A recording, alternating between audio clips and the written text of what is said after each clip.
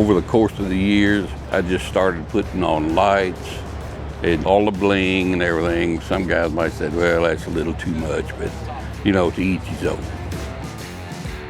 All right, my name's Stuart Geltmaker, and I live at Floyd Knobs, Indiana, and I was a heavy equipment operator before I retired, and I've always liked big trucks, especially the cabovers. So, got this one in 1998, started buying parts, the 8-inch stacks, and all kind of parts. Set it inside my son's big barn that he built for his show tractors.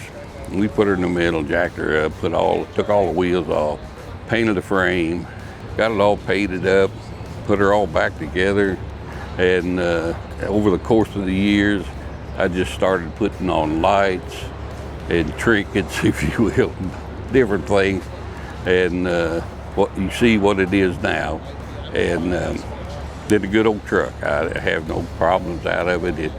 That V8 Caterpillar was pretty strong, and a 15-speed in it with 390 gears. So I've kept it that long, and you can see the results of it now, what it looks like with all the bling and everything. Some guys might say, well, that's a little too much, but you know, to each his own. It's a K100, they call it Aerodyne because of the high sleeper on it. And the first one come out in 1976. And from then on, it took off. Everybody started building sleepers, you know, high sleepers. Freightliner had one, you know.